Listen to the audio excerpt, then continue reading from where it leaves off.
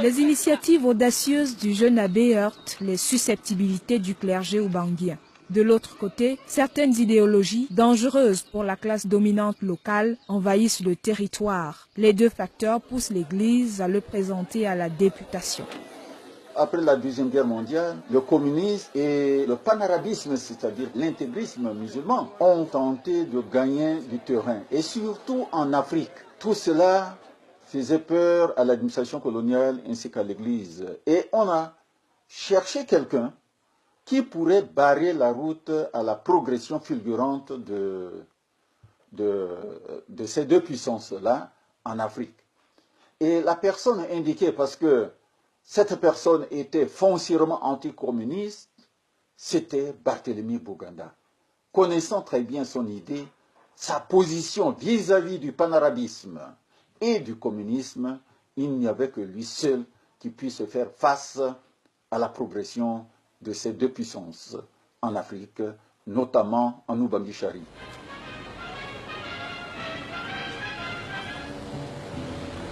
Boganda, quand il est élu député, il va à Paris. Cela va lui permettre de voir que les Français de France sont différents des Français qui sont en Afrique. Comme il était affilié à MRP, un parti d'obédience catholique, il s'est dit, dans le cadre de ce parti, poursuivre sa mission, son apostolat en faveur des hommes noirs. Mais compte tenu de tout ce qu'il a constaté étant prêtre, il a pris tout son temps pour dénoncer ces abus au niveau de l'Assemblée nationale française. Et son but était attirer l'attention de la France métropolitaine, de la France mère, de la mère patrie, sur les exactions que commettent ces agents sur le terrain auprès de la population noire, sans que justice soit rendue équitablement pour tout le monde.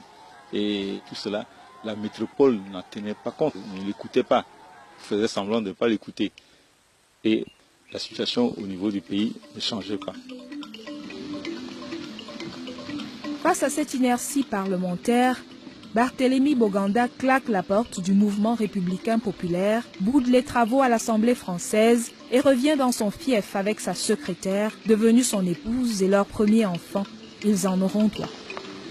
Boganda est venu, il s'est installé dans ce village qui s'appelle Bossabo. C'est là qu'il a créé la Sokololé. Et ce village continue à s'appeler Sokololé en souvenir de la coopérative que Boganda avait créée là.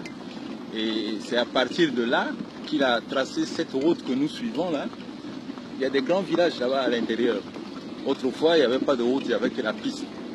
Comme Boganda était pour le social de l'Oubanguien moyen, il a fait ouvrir cette route à ses frais pour que sa coopérative puisse aller prendre les produits agricoles là-bas du terroir et puis comme ça les paysans vont gagner un peu d'argent.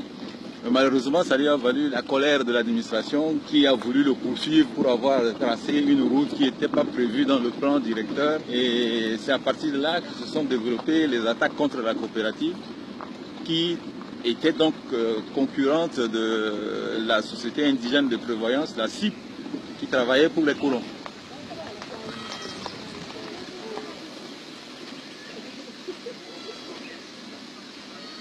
Sur ce site de la coopérative qu'il avait lancé, Barthélemy Boganda mettait plusieurs affiches. On pouvait lire « Le travail est libre », c'est-à-dire nous sommes libres de nos occupations, mais le travail est nécessaire pour le développement du pays et pour notre bien-être. Boganda avait lancé un journal qui s'appelait « Pour sauver un peuple » et il écrivait ceci. La société est un corps organisé dont les individus constituent les atouts de base. Les familles en sont les cellules, les tribus en sont les tissus, les races en constituent les organes, et le tout forme une seule et même humanité.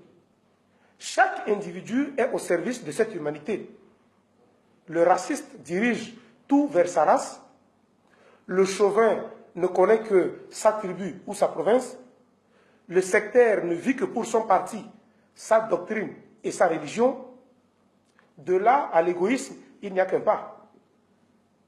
Ces défauts sont à la base de tous les crimes sociaux et les crimes sociaux portent préjudice à l'humanité.